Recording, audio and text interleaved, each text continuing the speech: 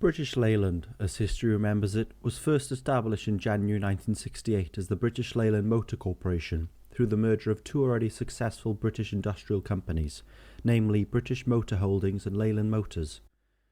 The idea of such a merger seemed to make sense to many, as two companies situated in two different automotive markets were to become one large conglomerate that offered both private and commercial vehicles to their British and international customer base. BMH, an already internationally recognised company in its own right, produced cult classics such as the Austin Mini and Morris Minor that both sold in steady and successful numbers throughout their entire lifespan, the Mini especially being produced 5.3 million times between 1959 and 2000. Leyland Motors was led by the eccentric Lord Donald Stokes and specialised in producing large commercial vehicles for many areas of the market from the Second World War onward, although first appearing in 1896 as a steam motor company. Amidst pressures by Prime Minister Harold Wilson and the British government in the late 1960s, BLMC formed largely from an incentive to increase and strengthen the British industry as much as possible, as Harold Wilson naturally saw the sector as an integral piece of the British economy. And rather than have many smaller but still equally as successful independent companies jotted around Britain, the idea of one huge conglomerate seemed more sensible to the government at the time. Although on its last legs from the late 1970s onward, British Leyland went through three iterations during its lifespan, first as the BLMC from 1968 until 75, then upon nationalisation by the government during one of its most tumultuous periods, it was introduced as British Leyland, and finally being reduced to a mere BL in 1978 under the guise of new director Michael Edwards. Like many other motor companies during this time period, British Leyland suffered extensively from economic and political matters that plagued the 60s and 70s. National strikes, the oil crisis, and introductions such as the 3-day week were all hard blows to the already struggling British Leyland. But unlike many other competitors, British Leyland's track record of union strikes and the almost non-existent communication between management and workforce did not help towards its image to the British public. With a regularly disgruntled workforce, British Leyland saw more strikes than any other motor company during the 70s, which not only affected their public image, but equally important their production and marketing performances. British Leyland were known for some of the most unreliable and worst built cars to exist in 60s and 70s Britain, amongst thin and weak body shells that would rot within years of being produced, and mechanical components that were not built with quality and longevity in mind. It is amongst these factors and many more to be discussed in this documentary that we shall see how and why British Leyland failed miserably within 20 years of its inception. A principal figure throughout some of British Leyland's worst years was Lord Donald Stokes, the original director who held his position until 1973. Upon stepping down following increasing pressures from many who no longer saw Stokes as fit for the job. Stokes was often the scapegoat of British Leyland due to his position in leading the company throughout its worst years, when in reality one can argue that a range of staff members all equally contributed to the slow demise of the company. Stokes never considered himself to be the great fixer of Britain's industrial problems throughout the 60s and 70s, stating in a 1988 interview that, "I think I was probably good at selling. I was not, and I have never pretended to be a manufacturing expert ever. I have no pretensions as to that." Stokes' interview undertaken by Jonathan Wood in 1988 recalls, "I wasn't, none of us were, trained to run a company of 190,000 or so people. Many, including Harold Wilson, expected Stokes to undertake the management of some 190,000 employees within the recent 1968 merger, when in reality Stokes had been a hands-on manager of a much smaller commercial vehicle company, and when Stokes inevitably began to fail in successfully managing the masses under the BLMC, it became natural for many to blame him." The overlapping of workers between different companies was not the only concern of BLMC either. With struggles of thousands of blue-collar and white-collar staff members, also came the jumbled mess that was the countless makes and models that were practically identical to each other, apart from the different shell, or often badge stuck on the front grille. To exemplify this, the BMC 1100-1300 series, a very popular but already jumbled mess of badge-engineered models, was one of the former British Motor Corporation's best-selling cars throughout the 60s, yet it was released under Austin, Morris, MG and some of BMC's luxurious names including Riley, Wolseley and Van den Plas. 6 brands selling exactly the same car. Upon the merger, this and many other badge-engineered models were absorbed into BLMC's new combined product range, which created even more confusion amongst the general customer base, as British Leyland's BMC 1300 series was up against one of its biggest like-for-like competitor, the Triumph 1300, which was also owned and sold by the BLMC. Humorously, it is confusing enough to discuss some of these overlapping models in a documentary, meaning one can only imagine the stress and confusion these problems caused to the management of British Leyland. If an abundance of closely related cars competing against each other under one company wasn't enough to begin tarnishing the reputation of British Leyland, Stokes was also shocked to find the utter lack of development into new models when reviewing the BMH side of the new merger. The Austin Mini had not been updated in almost 10 years, and many of BMC's best sellers were also eagerly awaiting a non-existent facelift such as the 1300 series.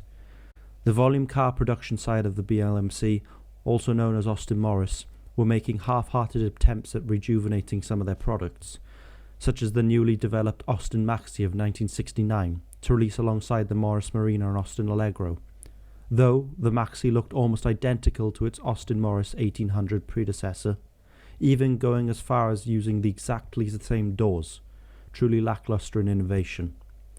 Comparatively, the main successes of Britain's car industry during this time, such as Ford and Vauxhall, were doing brilliantly as always.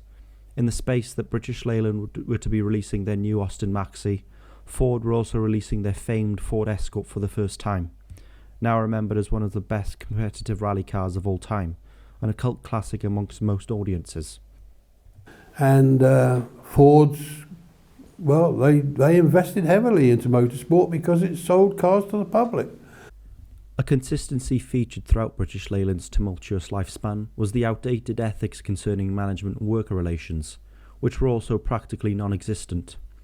More often than not, shop floor workers were to be seen outside on the picket line calling for better pay or better working conditions than inside on the assembly line, and often they rightfully should have. The problem was the industrial relations, which was totally in the mire in the early to mid 70s, and it affected everything adversely. You couldn't plan anything because you knew it wouldn't actually come to a conclusion. Who was responsible for it? It's like all things, it's 6 2/3. We had particularly difficult union sides, but we had particularly inept management as well, and they made a hash of it, a complete hash of it. And they weren't unique. Ford and Roots had their problems as well, but not as bad as British Leyland. And it ultimately led to its demise. A large criticism amongst researchers and scholars, including Don Ryder undertaking his original report for the government in 1975, includes the extent of old, shoddy machinery and equipment that many floor workers had to deal with on a daily basis. Some factories were even partially renovated, with one side span and shiny while the other was still deteriorating. Unlike British Leyland's competitors, they had not seen any reasoning behind updating or renovating many of their equipment and factories. Turbulent relations also went as far as company loyalty being used as an excuse for arguments between shop floor workers in the early years of the BLMC merger, with many workers being loyal to their organisation on a gang level, reinstating their place and their disregard for workers outside of their circle. Not exactly healthy work relations within a conglomerate that employs close to 200,000 people.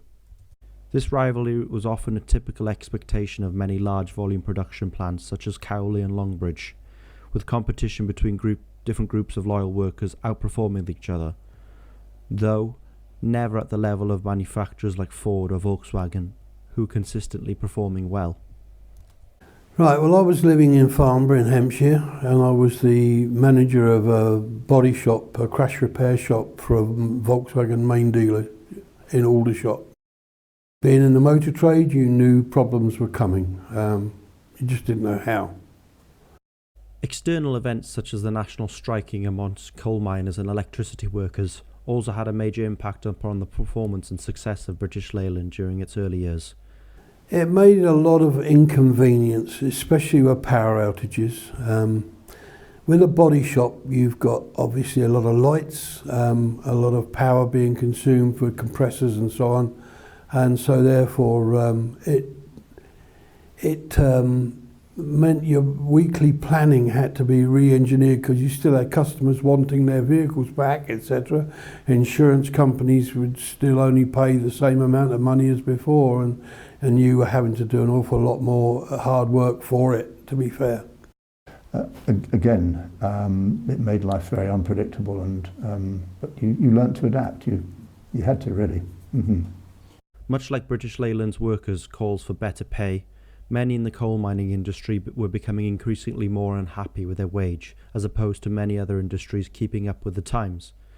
And an eventual strike in 1972 had a knock-on effect on British Leyland in the form of the national 3-day week beginning in 1974.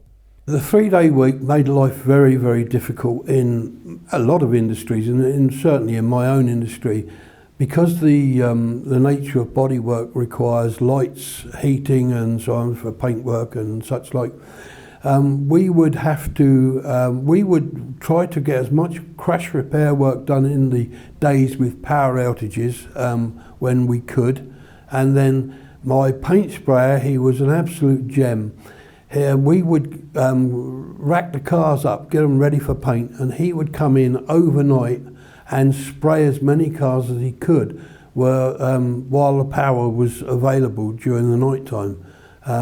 Because obviously to get a car halfway through an oven and then the power goes off, it ruins it all a bit. But we managed, and like that, and you just adjusted. You adjusted. We still had work, so a lot of people didn't, and a lot of people were suffering from that, so we made the best of what we could.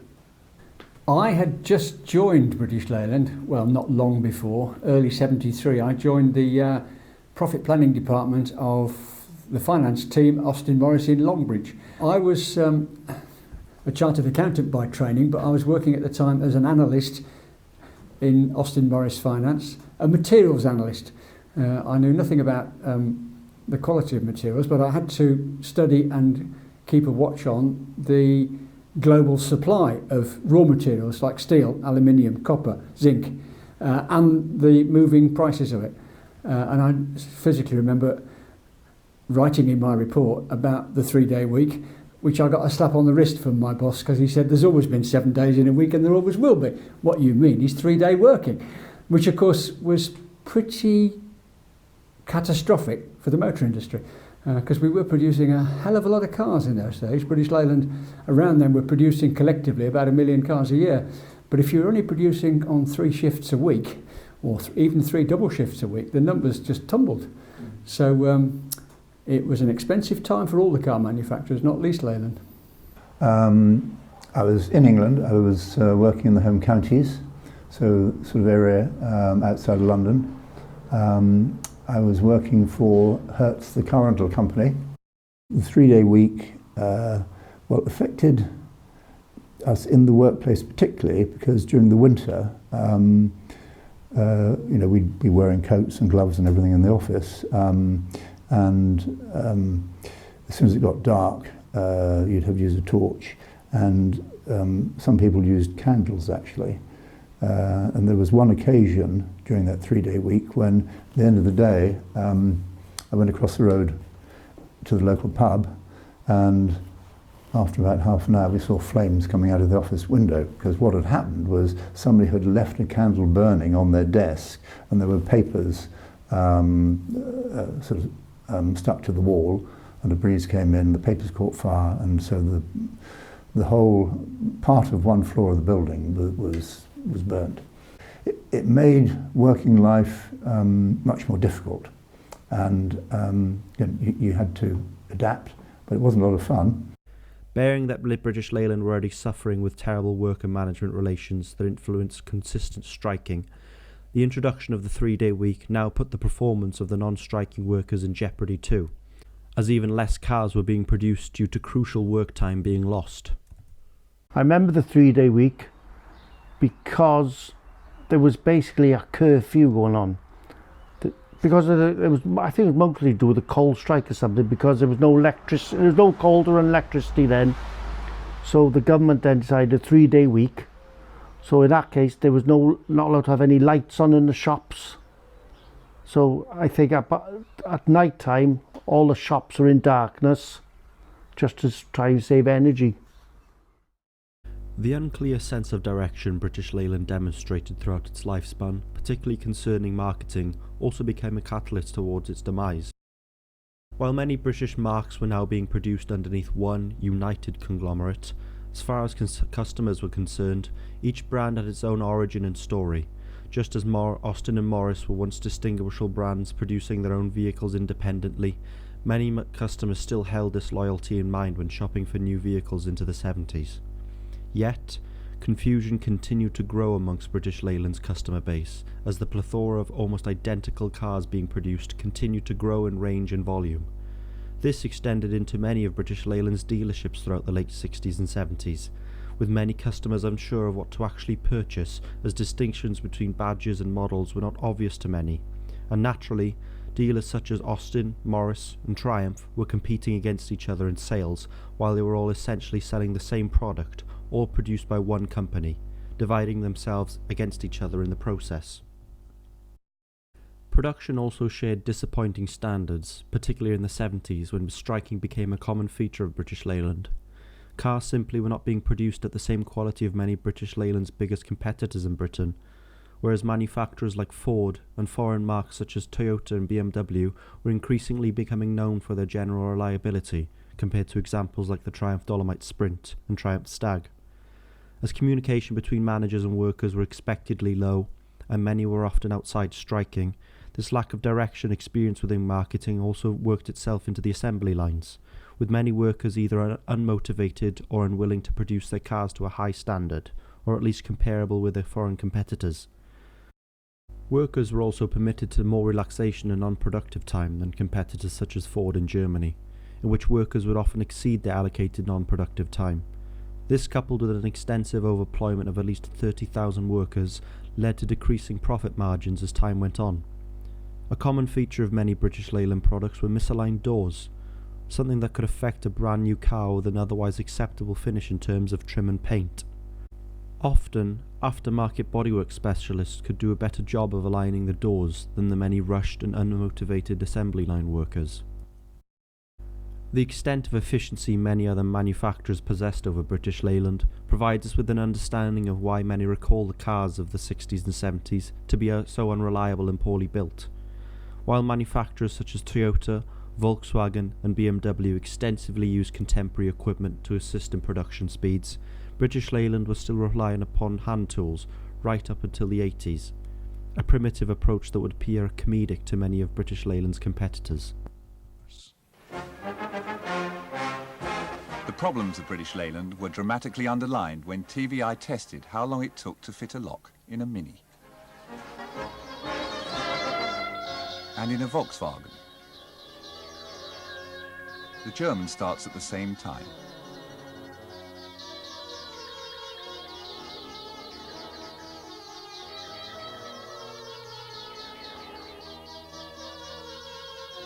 A demonstration which shows that the Germans have worked out how to do it better, more simply, more efficiently.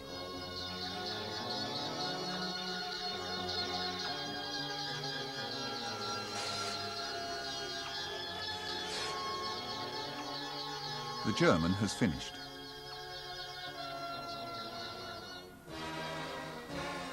The Englishman still has over a minute to go before the lock is finally installed.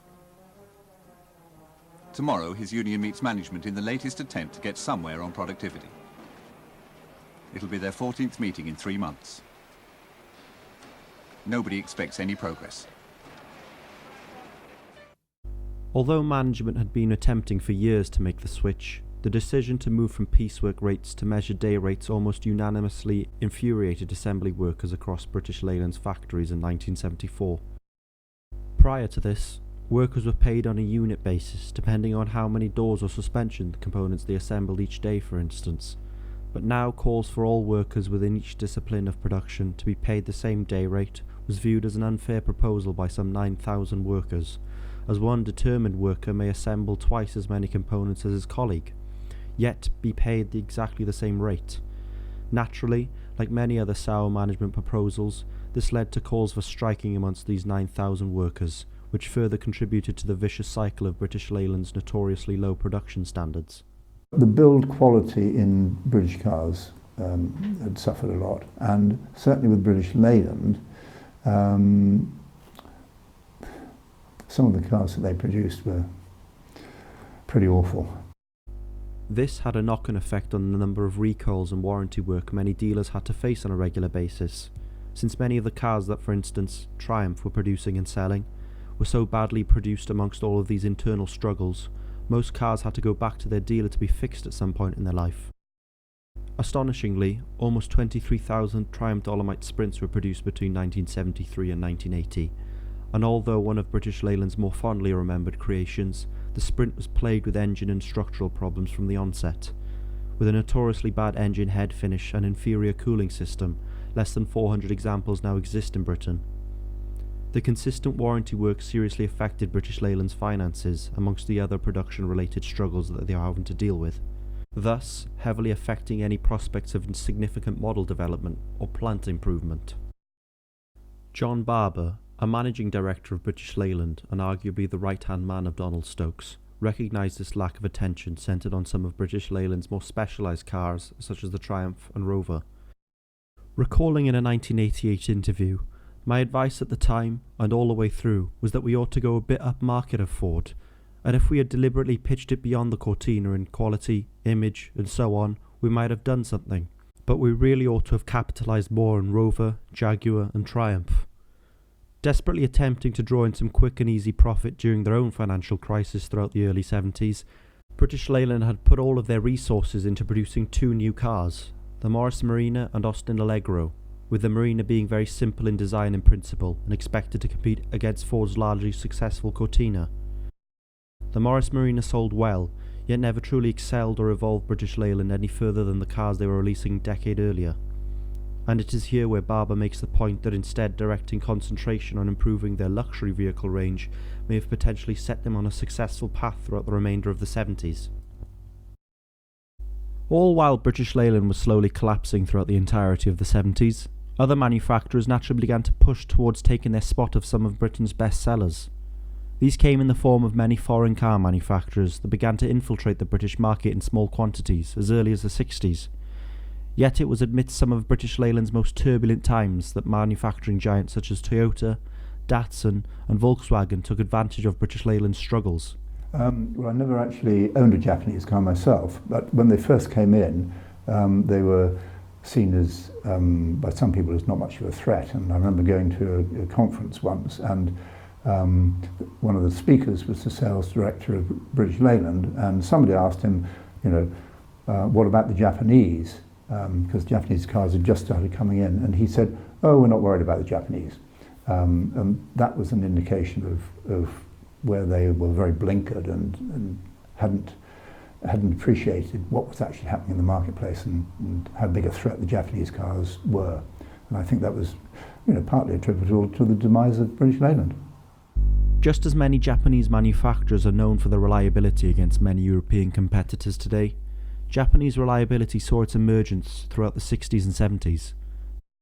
Datsun, a European market derivative of Nissan, were among some of Britain's biggest foreign car sellers during the mid-70s, with a total percentage of foreign cars on British roads constituting some 30% as of 1974.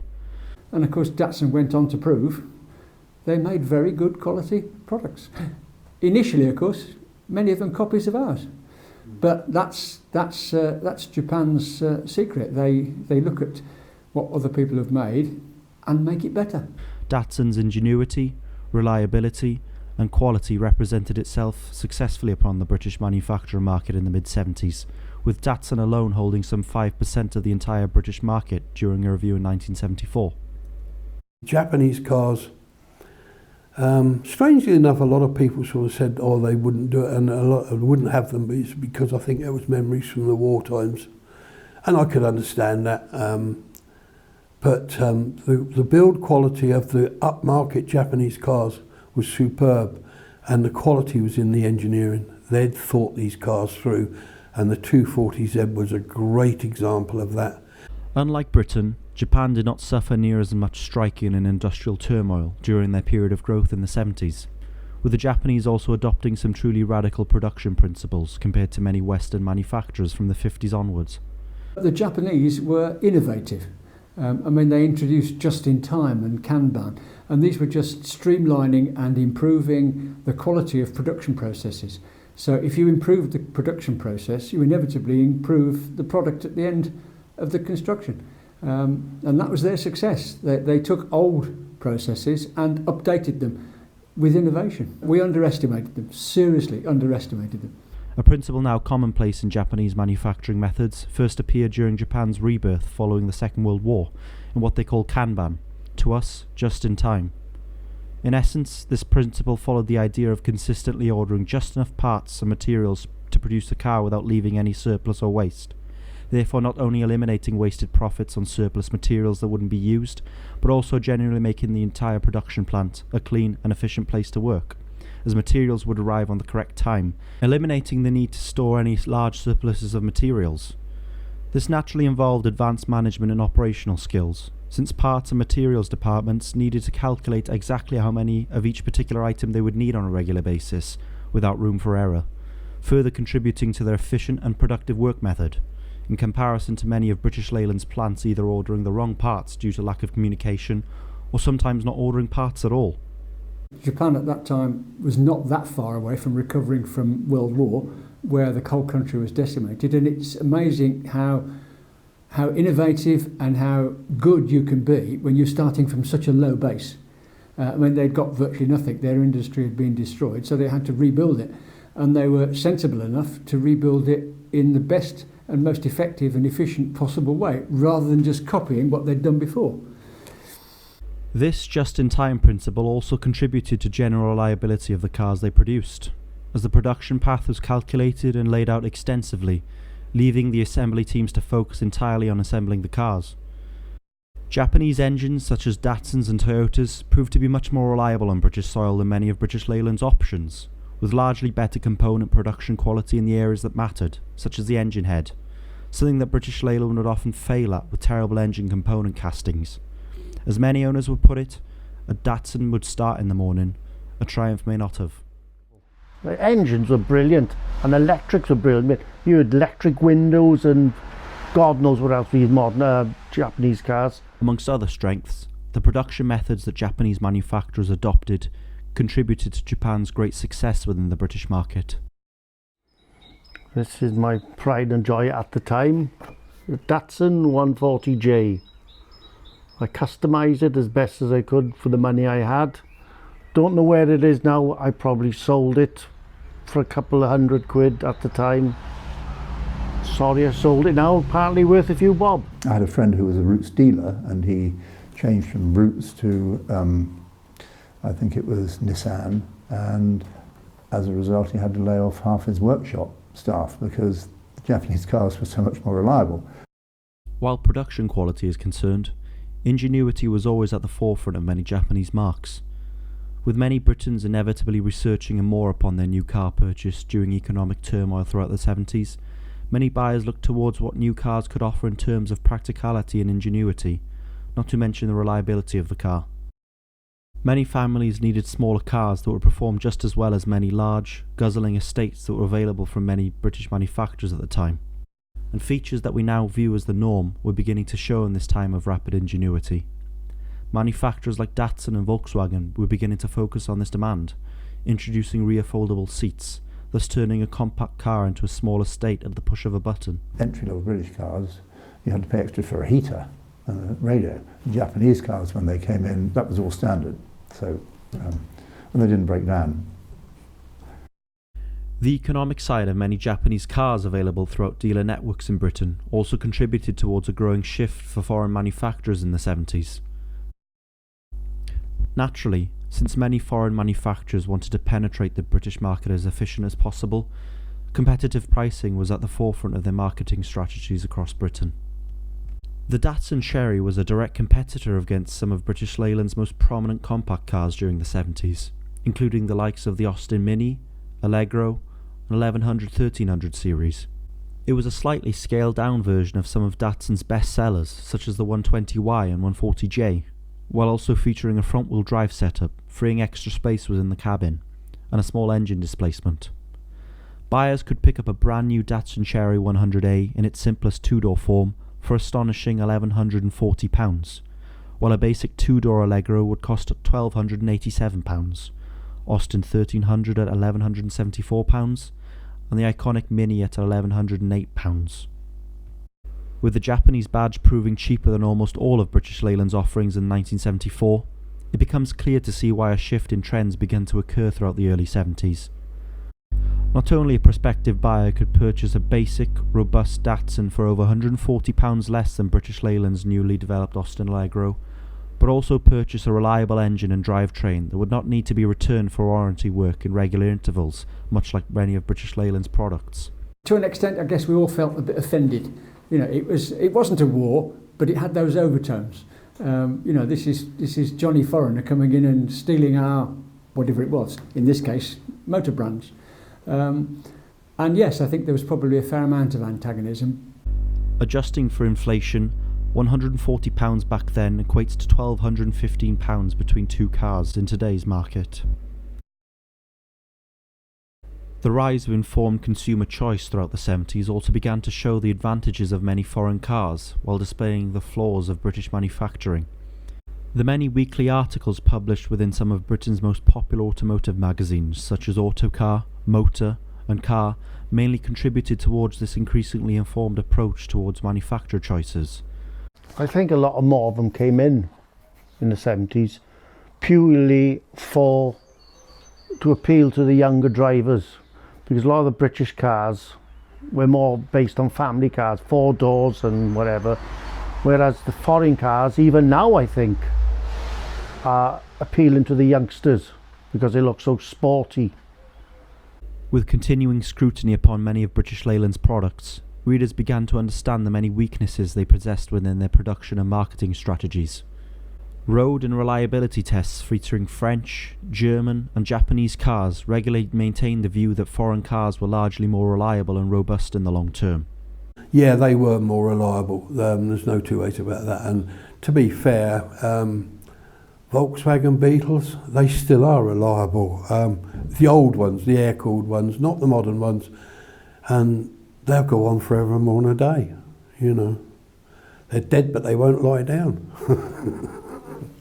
Consumers had the right to know which car performed better, as many would almost certainly come to sell their car one day, and with long-term reliability having a direct influence on long-term depreciation, consumers naturally wanted to focus their interest towards some of the best performers within the category of reliability.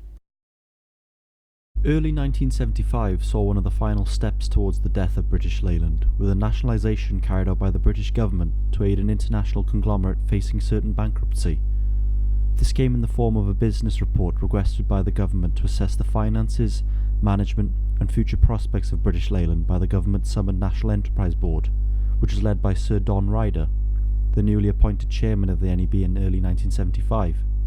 Donald Stokes addressed his plea for help in a January 1975 issue of Motor magazine, delving into the details of what was to be assessed and the results of a positive assessment, in which British Leyland would receive a further £50 million in funding. The Ryder report assessed corporate strategy, investments, markets, organisation, employment, productivity, management-labour relations, profitability and finance. April of 1975 saw the completion and publication of the Ryder report to the British public, in which, among other assessments undertaken and recommendations made, the report recommended that Donald Stokes should resign as a chairman, the factories should be renovated and re-equipped, the overlap of model ranges should be fixed and instead adopted into rationalisation, and industrial turmoil be eradicated for good. In simple terms, British Leyland needed to get their backside into gear and accomplish something radical with their proposed additional funding of £50 million. Immediately the decision for action is endorsed by the membership. Everyone out was a phrase uttered by Derek Robinson many a time throughout his career as a British Leyland union convener. Robinson, or Red Robbo as thousands of British workers called him, had a long history within the British motor industry, beginning as a teenage apprentice in the 1940s. His movement into British Leyland's union as a key member during the 70s was as much a controversy as British Leyland's failing business itself.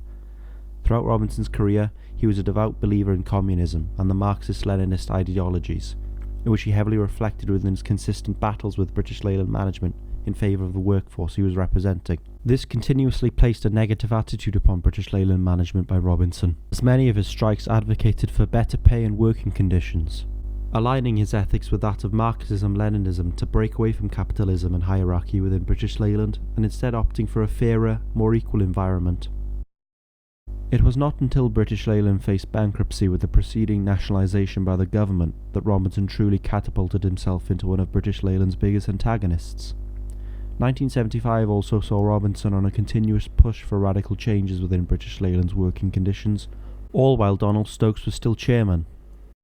Contrary to Don Ryder's recommendations, the then Prime Minister of Britain, Harold Wilson, who became great friends with Donald Stokes since the 1968 merger, intervened, stating that his sacking, for events that were not entirely of his own doing, would hurt the man terribly. It was highly unfair that he was being made the scapegoat for the sins of his predecessors. Stokes instead adopted a much lighter role within the company, becoming a travelling salesman and promoter of sorts, aligning with his original aspirations all before the troubled British Leyland came about. A new executive director was appointed to replace Stokes, namely Sir Ronald Edwards. Tragically, he only held this position for 4 months until his untimely death in January 1976. It was not until 1977 that a new long-term director was appointed to fix British Leyland's spiralling decline, and this came in the form of South African business executive Michael Edwards. Along with the government nationalisation in 1975, the appointment of Michael Edwards in 1977 further fueled Robinson's negative outlook upon British Leyland. Unlike Stokes, Edwards adopted a much stricter and fuss-free attitude towards the many problems that plagued British Leyland upon his arrival. More than anything, Edwards expressed the need to slim down British Leyland's mass of workers and factories, which followed with the closure of the Speak factory in 1978, which had been producing the Triumph TR7, one of British Leyland's fairly recent introductions to the market. Edwards' no-fuss attitude further infuriated groups of union conveners and shop stewards, who saw Edwards as putting the company's finances before their workers, when in reality Edwards was making sincere attempts at recuperating revenue lost to consistent striking throughout the last few years, such as the production loss of 250,000 cars throughout 1977 due to striking encouraged by union conveners such as Derek Robinson. Unlike Robinson, many of British Leyland's workers were beginning to reason with Edwards and see that he was actually trying to fix the mess that previous management had left, and not solely appointed to put thousands of workers out of jobs. Unfortunately, factory closures naturally meant job cuts, but with over 100,000 workers underneath British Leyland, something radical had to be done, and at the time, one of the only viable routes were to begin cutting the workforce down, thus freeing up overhead costs. Reflecting in a November 1978 issue of Autocar, Edwards stated that, "The remarkable reception I got made me happy when I addressed the shop stewards and the National Union officials. Also when I went around the SU carburettors, I got a standing ovation from the workforce, who shouted support for what we were doing." Contrary to typical management announcements in British Leyland, Edwards' February 1978 speech to some 720 union conveners and shop stewards saw a staggering 99% majority in agreement with Edwards' proposals to begin slimming the company down. Yet, with extremely determined individuals such as Robinson, nothing would be enough to begin convincing the union leaders. Throughout years of generally unsuccessful striking, workers were beginning to get tired of striking all the time, especially with no money coming in on the times that they were out on the picket line. It seemed now that the minorities of British Leyland's union were in charge of the majority, and the small numbers of conveners and stewards who consistently called for striking were somehow calling louder than the thousands of workers who just wanted to get on with it. Throughout this, Robinson had not only built up an antagonistic reputation within the eyes of Edwards and the British Leyland management, but was also becoming a public nuisance within the news publishers. And naturally, as anything is exaggerated within the newspapers, the general public were also beginning to see the bad side of Robinson. This continually growing hostility towards Robinson eventually led to his dismissal by Edwards and the British Leyland management in November 1979, following Robinson being caught of putting his name towards a document that criticised British Leyland's proposal to reduce worker numbers. Although Robinson originally had quite a large support network behind him, people began to understand they became one of the sole causes of British Leyland's atrocious production numbers, inciting hundreds of strikes over the course of the decade.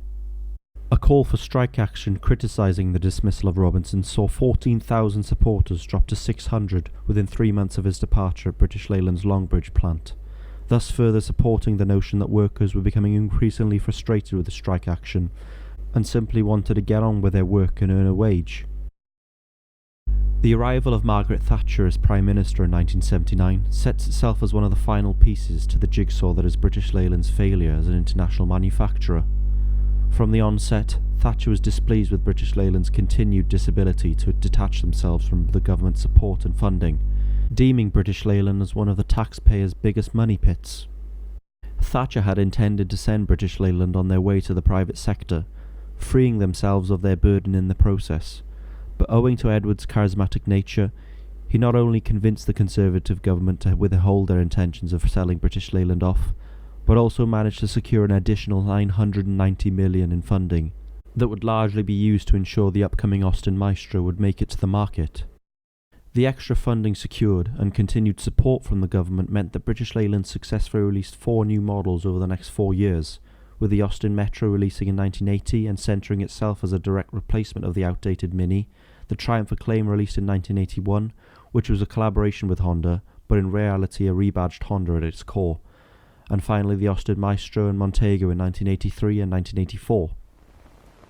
Some of you may have noticed that for the past few years, Britain has been invaded by the Italians, the Germans, the Japanese, and the French.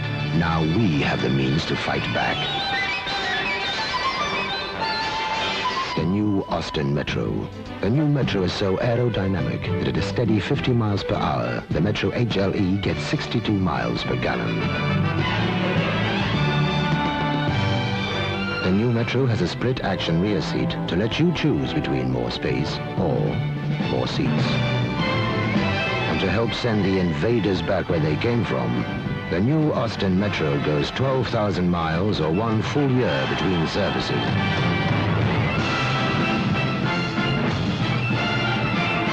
The new Austin Metro, a British car to beat the world. Other than the Austin Metro, which proved itself to be a highly successful and competitive model amongst the press and customers, the Acclaim, Maestro and Montego failed miserably in layman's terms. British Leyland had failed to reach their expected sales of the latter two, and the Acclaim was simply too unimaginative for a car released by an international manufacturer with funding support from the British government. The Acclaim ceased production after a measly 3 years, and although the Maestro was produced until 1995, total production numbers reached just over 600,000, disappointing in comparison to the Metro's 2 million production run lasting until 1998. Edward's tenure as a managing director of British Leyland also came to an end in 1982 after a 5-year contract, and as many important figures are contested throughout history, many applauded Edward's ethics and achievements, and many condemned them. In reality, what Edwards managed to achieve in 5 years in terms of production and management-worker relations holds higher than what Stokes, or any other director for that matter, managed to achieve. Edwards managed to leave British Leyland with a glimmer of hope as to what their future may entail, putting his strict attitude to use against the militarist union leaders and inspiring the workers to get back to producing cars. He also made crucial but important cuts where necessary, including factories and workers, all in the spirit of rationalising British Leyland to be one efficient and productive conglomerate. British Leyland would have faced certain bankruptcy in 1979 if it were not for his successful pleas with Thatcher to continue funding them. Therefore, as far as Edwards was concerned, he had left a British Leyland that was in a better state than his arrival in 1977. British Leyland became further rationalised in 1982 with the conglomeration of Austin Morris and Jaguar Rover Triumph into one entity titled as Austin Rover, in a bid to concentrate their focus on some of their best-selling brands, thus effectively killing Triumph and Morris and separating Jaguar into an independent status. British Leyland themselves also suffered a final corporate shake-up in 1986, being renamed to Rover Group under the authority of Managing Director Graham Day. British Leyland had appeared, suffered, and disappeared within a staggering 18 years, with this final blow burying British Leyland as an iconic British manufacturer that never quite managed to live up to its expectations. Thus, We reach the end of British Leyland's story as one of Britain's most troubled and criticised car manufacturers. Yet amidst their industrial troubles, poor management ethics, and unreliable cars, British Leyland shall always remain as one of Britain's most fondly remembered companies, and despite their atrocious track record, their cars continue to remain as some of Britain's best memories.